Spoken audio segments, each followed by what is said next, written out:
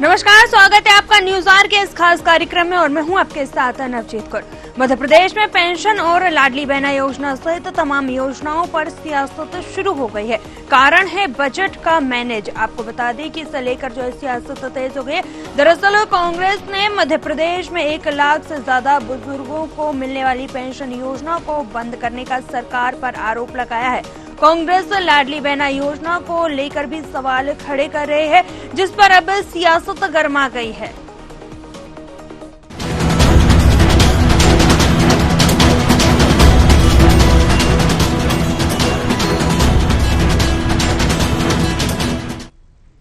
Madhya Pradesh Congress media विभाग अध्यक्ष मुकेश नायक ने आशंका जताई है कि लाडली लक्ष्मी लाडली बहना योजना में राशि खर्च करने के कारण सरकार पर अब पैसे और जो है उसके साथ ही कमी आ गई है पैसों की। लिहाजा इस तरह से योजनाओं में हितग्राहियों के नाम पर कई कारण बताकर हटाए जा रहे हैं। मुकेश नायक ने यह भी कहा है सरकार बजट मैनेज नहीं कर पा रही है। क्या कुछ कहा है, आइए आपको सुनवाते हैं।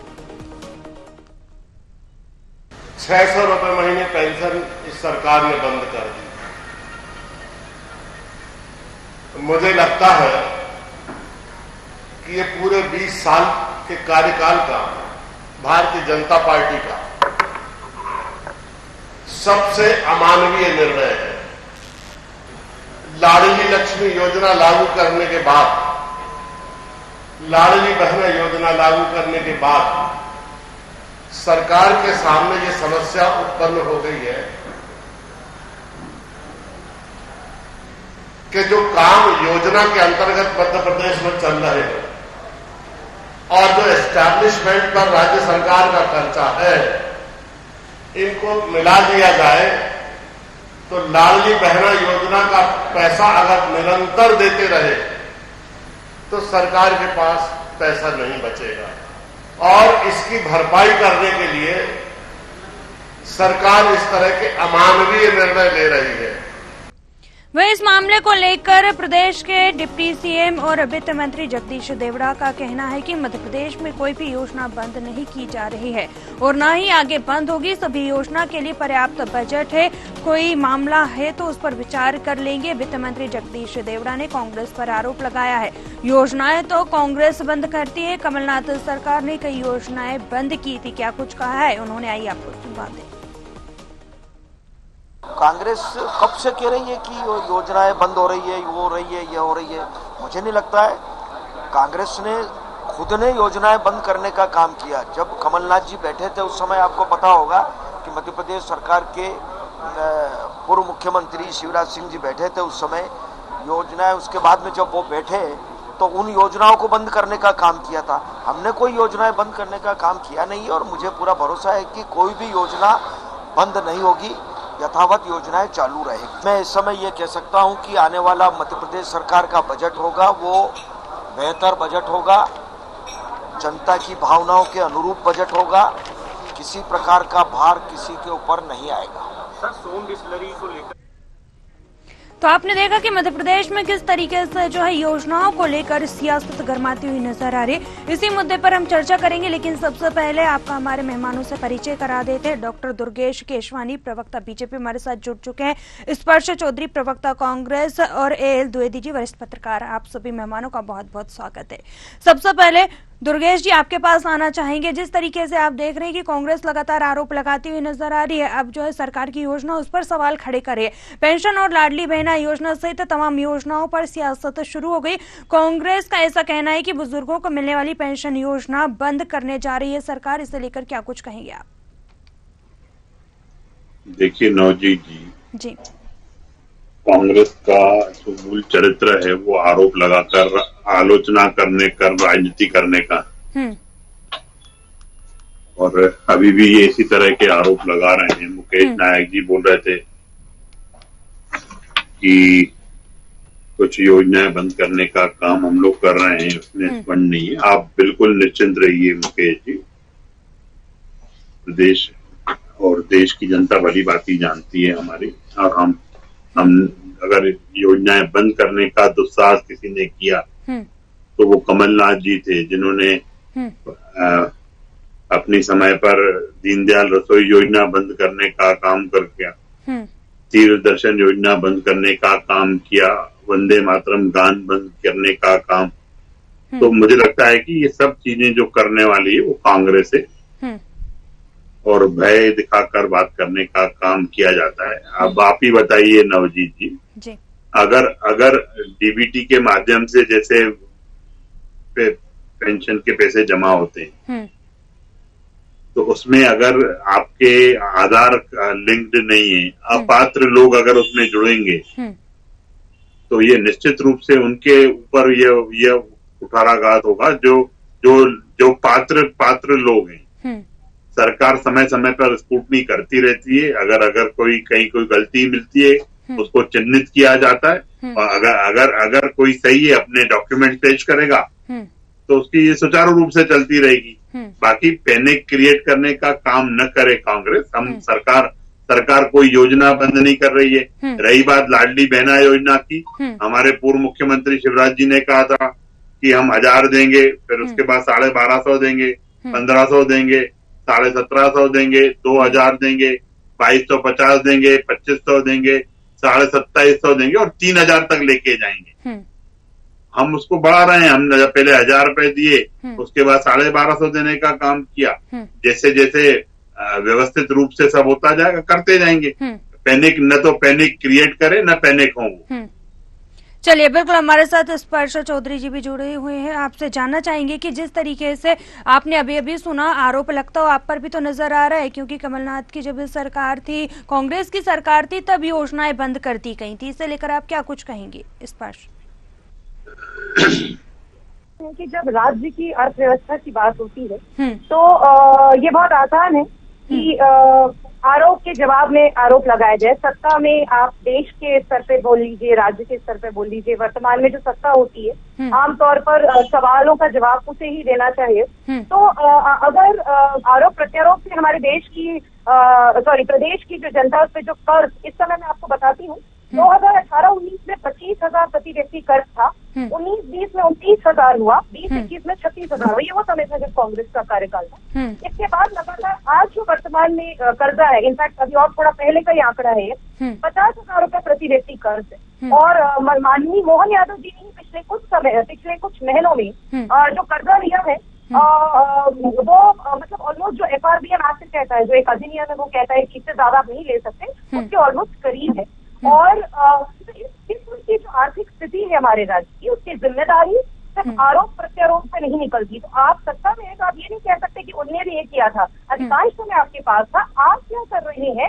आप अभी वरिष्ठ नागरिकों की पेंशन का जो मामला, उस पर चर्चा हो गई, अखबार में आया, आपने उसका बात कह दी, चलिए वो भी मान लेते थोड़ी देर के लिए। लेकिन आपकी सरकार देश में सीनियर सिटीजन का रेलवे कंसेशन खत्म कर चुकी है। तो आपके इरादों पर सवाल हमें विपक्ष के नाते उठाने का पूरा हक है। इसके अलावा जो लाडली बहना योजना है, उसका इस छोटा छोटा इंप्लीमेंटर्स जो अभी दुर्गेश जी कह रहे थे, मुझे लगता है कि ये मूर्ख बनाने के अलावा कुछ नहीं है। बहनाओं को वोट जिसके नाम पे मांगे गए थे कि 3,000 रुपए मिलेगा, तो मैं बताती हूँ, अभी तक का जो चुनाव के दौरान जो मैंने महिलाओं से बात की, उनमें कईयों ने कहा कि दीदी मेरी तो, एक युवा महिला है जो विधवा है, कि दीदी मेरी तो विधवा पेंशन बंद हो गई, दीदी मेरी तो लाडली लक्ष्मी का पैसा आना बंद हो गया। यानी आपने लाडली बहना के नाम पे बाकी सारी योजनाओं का फायदा नहीं देना था, चलिए वो आपने एक धोखा दिया, लेकिन कम से कम आप एक क्लैरिटी तो लाइए। इतनी कांग्रेस एक श्वेत पत्र की मांग कर रही है, क्लैरिटी लाइए। आपके आंकड़ों में जो आप छुपाते हैं कि प्रदेश में सब अच्छा चल रहा है, ऐसा नहीं है। अगर प्रदेश में सब अच्छा चल रहा होता तो प्रति व्यक्ति कर्जा आपकी सरकार में, शिवराज जी की सरकार में इतना क्यों बढ़ गया था? और आपने तो 6 महीने में इतना कर्जा ले लिया, उसके बावजूद आप अपने वादे, किसानों की खरीदी के वादे, तमाम वादे आप पूरे नहीं कर पा रहे। ऐसा क्यों? चलिए, बिल्कुल हमारे साथ एल द्विवेदी जी वरिष्ठ पत्रकार भी जुड़े हुए हैं। द्विवेदी जी, अगर देखा जाए तो जिस तरीके से मध्य प्रदेश में जो है महिलाओं का जो है सहयोग बीजेपी को मिला था, और कहीं ना कहीं उसी के आधार पर जो है बीजेपी की सरकार ने इतनी बड़ी बहुमत से जीत हासिल की है, लेकिन जब महिलाओं की राशि देने की बात आती है तो हर बार देखा जाता है कि यह मुद्दा जो है उठता हुआ नजर आता है। तो क्या कुछ लगता है, कैसे देखते हैं आप इसे? देखिए, निश्चित तौर पर जो इस प्रकार की योजनाएं होती हैं उनका प्रॉपर मॉनिटरिंग होना चाहिए और उनका प्रॉपर चयन होना चाहिए। पात्र लोगों को इस योजनाओं का लाभ मिलना चाहिए और अपात्र लोगों को इस योजना से हटाया जाना चाहिए। लेकिन देखने में ऐसा आ रहा है कि कई अपात्र लोग हैं जो इस योजना का लगातार लाभ उठा रहे हैं। तो ऐसी योजनाएं का जब लाभ उठाया जाता है तो कहीं न कहीं निश्चित तौर पर मध्य प्रदेश का जो बजट है वह कहीं ना कहीं गड़बड़ा जाता है और वित्त पोषित जो संस्थाएं होती हैं और वित्त पर एक बड़ा असर भी इन योजनाओं के माध्यम से देखने को मिलता है। तो निश्चित तौर पर इस योजनाओं को कहीं ना कहीं इसका रिवाइव होना चाहिए, एक मॉनिटरिंग होना चाहिए और कौन से पात्र लोग हैं जिनको इस योजना का लाभ मिल रहा है वह चेक करना चाहिए। वहां पर निश्चित तौर पर स्थानीय लोगों को जाकर के भी देखना चाहिए या स्थानीय कमेटी बनाना चाहिए, मोहल्ला कमेटी भी हम कह सकते हैं, कि उनको देखना चाहिए कि जिस लोगों को इन योजनाओं का लाभ मिल रहा है क्या वे इस योजना के पात्र हैं या नहीं। अगर वे पात्र नहीं है तो निश्चित तौर पर उसको उन सूची से, उस लिस्ट से, उन वहां से हटाइए, क्योंकि अमूमन इस प्रकार से अपात्र लोगों से कहीं ना कहीं वित्त का बजट बढ़ता है और वित्त कोष जो होता है हमारा आर्थिक घाटे में जाता है और इसमें प्रदेश को चलाने के लिए बड़ी दिक्कतों का सामना करना पड़ता है। जी चलिए, बिल्कुल दुर्गेश जी आपके पास आना चाहेंगे। जिस तरीके से अभी आपने सुना कि स्पर्श ने आप पर सीधे तौर पर जो है आरोप लगाया कि मध्य प्रदेश सरकार जो कर्ज के तले दबती हुई नजर आ रही है, तो कैसे मेंटेन करके इसको अब आप जो है इन योजनाओं का क्रियान्वयन आगे करेंगे? देखिए, इनके समय पे जब बंटाधार प्रदेश था तब कितना कार्य था प्रदेश पर, उसकी इनको शायद जानकारी नहीं होगी अभी। और कर्ज एक सतत प्रक्रिया है जिसमें कर्ज लेते हैं और जमा भी होता जाता है और उसको भी होता है। और स्पर्शी तो भली बात ही जानती है इस चीज को कि कांग्रेस कर्ज लेता था आईफा अवार्ड्स के लिए, कांग्रेस कर्ज लेता था आईटा अवार्ड्स के लिए, और ये ऐसी कौन सी बहन है जो उनसे संपर्क करके सिर्फ इन्हीं के पास जा रही है। हमारे पास तो कोई नहीं आ रहा, हम तो सारा दिन जनता के बीच में जब कोई प्रॉब्लम नहीं। ये सिर्फ राजनीतिक लाभ कैसे लिया जाए, कैसे हम राजनीतिक कैसे रोटियां सेक सकते हैं इसके लिए। और मैं वरिष्ठ पत्रकार जी से बिल्कुल सहमत हूँ, वो जो मॉनिटरिंग करने की बात कर रहे हैं, हम मॉनिटरिंग की तभी तो 1 लाख लोग अपात्र निकले उसमें। 1 लाख लोगों का आधार लिंक नहीं है, किसी का लिंक नहीं है, किसी का गलत है। तो वो जब ये सब चीजें होती हैं तो वो मॉनिटरिंग के तहत ही आती है। कोई योजना बंद नहीं होने वाली है। इनको सपना आ गया कि हमने 3,000 रुपए योजना किया था, इन्होंने गलत प्रोपोगेंडा किया, जनता के बीच में गए और गलत जब आप बोलते हो तो जनता आपको नाकार देती है। जिस तरह से कांग्रेस का सुपड़ा साफ हुआ है ना, मुझे लगता है कि अब कांग्रेस मध्य प्रदेश में कहीं नहीं है, जनता के बीच तो बिल्कुल भी नहीं है। थोड़ी बहुत व्हाट्सएप सोशल मीडिया की पार्टी होके रह गई है और थोड़ा बहुत आप इनको स्पेस दे देते हो, उसमें ये लोग आलोचना करने का काम करते हैं। कभी भी पॉजिटिव एस्पेक्ट्स में पॉलिटिक्स नहीं करने का काम किया। ये सिर्फ आरोप लगाएंगे, आलोचना करेंगे, ये इनका मूल चरित्र है। इनको नवजीत जी करने दीजिए। हम प्रदेश की 8.5 करोड़ जनता की सेवा करने आए। हम उनके दुख में, उनके दर्द में, उनके तकलीफ में, उनके कष्ट में खड़े रहने का काम करते हैं। तो जनता हमें आशीर्वाद दे रही है और हमारे वित्त मंत्री जी ने स्पष्ट कर दिया है कि कहीं कोई योजना बंद होने का, कोई बंद करने का वो नहीं है। अगर कहीं पे मॉनिटरिंग के माध्यम से अपात्र कुछ लिंक नहीं है, कुछ अपात्र है, वो भी ठीक कर लिया जाएगा। जो अपने आधार लिंक करते जाएंगे उनकी पेंशन शुरू होती जाएगी। बाकी कांग्रेस हर विषय पे राजनीति न करे। जनता ने उनको नकार दिया है, पहले तो मंथन करें कि क्यों जनता ने उनका सुपड़ा साफ कर दिया। विधानसभा में सुपड़ा साफ, लोकसभा में सुपड़ा साफ। तो इनको आत्ममंथन और चिंतन करना चाहिए आरोप लगाने से पहले। चलिए, बिल्कुल आपके पास आएंगे। स्पर्शी, जिस तरीके से आरोप लगता हुआ नजर आ रहा है कि कांग्रेस ने जो है आईफा अवार्ड के लिए जो है कर्ज लिया था, लेकिन वहीं पर एक और बड़ा आरोप भी लगता हुआ नजर आ रहा है कि मध्य प्रदेश में कांग्रेस कहीं से कहीं तक नजर नहीं आ रही है। क्या कुछ कहेंगे आप इसे लेकर? सिर्फ सोशल मीडिया पर ही एक्टिव नजर आती है। सबसे पहले तो दुर्गेश जी, इससे आपका अहंकार नजर आता है आपकी पार्टी का, जब आप ये कहते हैं कि नजदीक जी और उनका चैनल या मीडिया हमें ऑफिशियली एक राष्ट्रीय स्तर की पार्टी को, जिसे जिसने एक बहुत शानदार लोकतांत्रिक जीत, हम इसे जीत कहेंगे क्योंकि आपके अहंकार की हार हुई है, वो हासिल की है। तो आपके अहंकार के नाते मीडिया के प्लेटफॉर्म पे कांग्रेस के प्रवक्ताओं को भी उतना ही हक है, जनता के सवालों को भी उतना ही हक है। आपकी सत्ता लोकतांत्रिक सत्ता है, तानाशाही नहीं है, इसे मत भूलिए, है ना। दूसरी बात, आप आईफा अवार्ड वाली बात कर रहे थे। अभी आर्थिक सर्वेक्षण आया मध्य प्रदेश का, मैं ना आंकड़ों की बात करती हूँ। मैं थोड़ा सत्ता में होने के बाद भी हमेशा मोदी जी की तरह नेहरू जी को गालियां देना या फिर कांग्रेस को गालियां देना हम लोग का वो नहीं है इस तरह का। तो ग्लोबल इन्वेस्टर समिट हमारे प्रदेश में काफी चमचमाता इंदौर में होता रहा है लंबे समय से। मैं भी इस सरकार में रही हूँ, मैंने भी काफी क्षेत्र में काम किया, मुझे पता है। उसके बावजूद हरियाणा और उड़ीसा से हाल के एक्सपोर्ट के जो आंकड़े वो कहते हैं हम 13वें से 15वें स्थान पे आ गए। यहाँ तक कि कृषि जो उत्पाद है उसके मामले में। दूसरी बात, ग्लोबल इन्वेस्टर समिट क्यों किया जाता है? मैन्युफैक्चरिंग इंडस्ट्री को बढ़ावा देने के लिए, राइट। उसके बावजूद मैन्युफैक्चरिंग का मध्य प्रदेश की अर्थव्यवस्था में मात्र 19% योगदान है। सेक्टर की ग्रोथ कोरोना के समय अलग कारणों से कम हुई थी। प्रदेश और देश स्तर पे जो सहायता मिलनी चाहिए थी वो नहीं मिल पाई होगी, लेकिन अभी भी यही शेयर है। और कृषि क्षेत्र में भी हम कृषि एग्रो प्रोसेसिंग में कितना कुछ कर सकते हैं, कभी सरकार ने ध्यान नहीं दिया। गेहूं की उत्पादकता इस साल जो जितनी होती है उससे काफी कम हो गई, इतनी आटा महंगा हो गया है। आप ऐसे तमाम तरीके, अगर आप किसी और पर अवार्ड की बात करने के लिए आरोप लगाते हैं तो मैक्सिमम सरकार आपकी। मैं तो आपसे एक नागरिक होने के नाते भी सवाल पूछने का हक रखती हूँ, प्रवक्ता तो दूर की बात है। और इसके अलावा भी आप अभी बात कर रहे थे पात्रता की, बहुत सही बात मेरे हिसाब से यहाँ हो रही थी, इसमें कोई दो राय नहीं, इसमें कोई राजनीति नहीं है। लेकिन शिवपुरी का दाल घोटाला पढ़ लीजिए, ऐसे तमाम घोटाले, राशन के क्षेत्र में घोटाले हर कभी होते रहते हैं। शिवपुरी का जो दाल घोटाला उसके बारे में बताती हूँ। फर्जी नंबरों के आधार पर फर्जी ग्रांट, नर्सिंग स्कैम ले लीजिए। नर्सिंग स्कैम में क्या हुआ, आदिवासी क्षेत्रों में नकली कॉलेजेस बनाए गए ताकि छात्रवृत्ति का पैसा लूटा जाए। ऐसा तमाम योजनाओं में होता है। और इसको भी कह सकते हैं कि प्रशासकीय जो नेक्सस है, जो भ्रष्टाचार का, जिसमें नेता भी संबंध है, जिसमें अफसर भी संबंध है, जिसमें सभी तरीके के लोग संबंध है, तो तमाम घोटाले हैं। आबकारी घोटाला में ईडी जांच चल रही है अभी, आदि का आबकारी घोटाला है। और इसका कोई एक दो जिले के राज्य के नहीं है, मेरे कई जिलों में नेक्सस है। तो मुझे लगता है ये बात राजनीति से परे है कि अगर आपकी सरकार है तो आपका काम है, आपने बजट में किसी चीज को जितना पैसा लॉक किया, मैं तो आपकी तारीफ करूंगी कि आपने कृषि में बजट अच्छा लॉकेट किया ना, लेकिन वो जा कहाँ रहा है? क्या किसान आत्महत्या करना रोक रहे हैं? आपके अफसर किसानों को, उसके लिए दैनिक भास्कर में रिपोर्ट है, जहाँ आपके अफसर किसानों को कहते हैं डिप्रेशन से मर गए।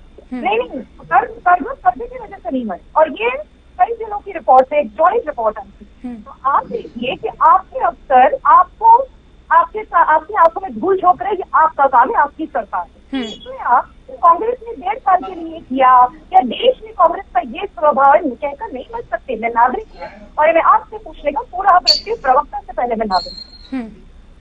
चलिए ठीक है, बिल्कुल। जो है हमारे साथ दुर्गेश जी मौजूद है। दुर्गेश जी, जल्दी से आप इनके सवाल का जवाब दे दीजिए, फिर हम अनिल द्विवेदी जी के पास भी आएंगे। देखिए, इस पर जी राहुल गांधी की पार्टी की नेता है, मुंह की जमा खर्ची पूरी करेंगी। ये घोटाले, भ्रष्टाचार, जितनी भी चीजें कह रही है, तो ये बताइए इनको किसने रोक दिया कि आप अदालत का दरवाजा मत खटकाइए, आप मीडिया के समक्ष सबूत लेके आइए। पर नहीं, ये सिर्फ मुंह की जमा खर्ची करेंगे, जनता के बीच में इस चीजों को पैनिक क्रिएट करने का काम करेगा। हमारा तो मैं नवजीत जी बिल्कुल स्पष्ट रूप से मानना है, अगर इनके पास कोई साक्ष्य हैं, कोई तथ्य हैं, कोई प्रूफ है, कोई एविडेंस है, लेके आइए ना जनता के बीच में। आपको मीडिया इतनी बड़ी पर्याप्त जगह दे रहा है, आप बिल्कुल उस चीज को इस्तेमाल करिए, उसकी जगह जो दे रहा है आपको, वहां पे आके आप रखिए, तथ्यवाद रखिए, जनता को दिखाएंगे वो। पर नहीं, आपके पास कुछ नहीं है, सिर्फ मुंह की जमा खर्ची है। आप ये आरोप लगाने का काम करते रहिए। हम जनसेवा कर रहे हैं, हम जनता की काम कर रहे हैं। और नवजीत जी, कोई भी योजना बंद नहीं कर रहे हैं, सब योजना सुचारू रूप से चल रही है। अपात्र अगर उस चीज का, योजना का लाभ लेंगे तो उसको रोकने का काम, उसको समीक्षा करने का काम, उसको वहीं पे रोककर उसको निरस्त करने का काम हमारा, हम वो करेंगे। चलिए, बिल्कुल। अनिल द्विवेदी जी हमारे साथ मौजूद है, आपके पास आना चाहेंगे। जिस तरीके से लगातार कर्ज मध्य प्रदेश पर बढ़ता जा रहा है, तो क्या कुछ लगता है ये कर्ज वाकई जरूरी है या फिर अब मजबूरी बन गया है बीजेपी के लिए? नहीं, देखिए, निश्चित तौर पर किसी भी प्रदेश को चलाना है तो हमें कहीं ना कहीं जो स्रोत हैं, अपने आय के स्रोत हैं, उनको हमें बढ़ाना पड़ेगा, चाहे वह किसी भी प्रकार का स्रोत हो। लेकिन कहीं ना कहीं अगर मध्य प्रदेश अगर कर्ज ले रहा है तो ये बहुत एक बड़ी दुविधा है, क्योंकि जो कर्ज होता है वह कभी भी कम नहीं होता है। और हमारे पूर्वजों ने, हमारे पूर्व के लोगों ने भी कहा है कि कर्ज लेना बहुत ही गलत बात होती है, क्योंकि कर्ज कभी पटाया नहीं जा पाता और वह लगातार बढ़ता चला जाता है। तो कैसे इस कर्ज को कम करना चाहिए, इसके लिए कहीं ना कहीं एक कमेटी का एक गठन होना चाहिए और किस प्रकार कम से कम कर्ज लिया जाए, इस पर भी एक चर्चा और मंथन करना जरूरी है। और पूर्व में जितने भी कर्ज लिए थे उनकी आज क्या स्थिति, हमने कितना उस कर्ज को दे पाया है, वापस हम कर पाए हैं, तो ये सबसे एक महत्वपूर्ण बिंदु हो जाता है। दूसरी ओर हमें कहीं ना कहीं अपने आय के स्रोतों को बढ़ाना पड़ेगा। जब हमारे आय के स्रोत बढ़ते हैं मध्य प्रदेश के, उसके आधार पर ही हम आने वाले समय में अपना मध्य प्रदेश अच्छे से चला सकते हैं, चाहे वे किसी भी प्रकार के स्रोत हो। लेकिन उसमें एक कंडीशन ये आती है कि जनता पे किसी प्रकार का अधिभार ना हो, ना कोई टैक्स लगे, ना कोई ज्यादा अधिभार हो। दूसरी ओर महंगाई, बेरोजगारी, भ्रष्टाचार, इनमें कहीं ना कहीं नियंत्रण होना चाहिए। तो जब ये सब चीजें नियंत्रण होती हैं तब वह प्रदेश खुशहाल होता है, तब वह प्रदेश डेवलपमेंट की ओर बढ़ता है। तो निश्चित तौर पर हमें कर्ज कम से कम करना चाहिए, उसका किस प्रकार से आकलन होना चाहिए, कमेटी बनाकर उसको देखना चाहिए कि हमने पूर्व में जो कर्ज लिए उसका हमने क्या परिणाम मिला और हमें आने वाले समय भी कम से कम कर्ज को लेना चाहिए। जी चलिए, बिल्कुल। अब आप सभी मेहमानों का जुड़ने के लिए बहुत बहुत धन्यवाद। तो जिस तरीके से आप देख रहे हैं कि मध्य प्रदेश में लगातार कर्ज भी बढ़ता ही जा रहा है, लेकिन जिस तरीके से बयानबाजी चल रही है योजनाओं को लेकर, लाडली बहना योजना और बुजुर्गों को लेकर जिस तरीके से बीजेपी पर कांग्रेस हमलावर होती हुई नजर आ रही है, और वहीं अगर बात कर ली जाए तो बीजेपी भी जो है आगे से जवाब देती हुई नजर आ रही है कि ये योजनाएं किसी भी हालत में बंद नहीं होंगे, विचार विमर्श किया जाएगा जो भी स्थितियां आगे बनेगी। फिलहाल न्यूज आवर के इस खास कार्यक्रम में इतना ही। मुझे दीजिए इजाजत, आप बने रहे न्यूज आवर के साथ। नमस्कार।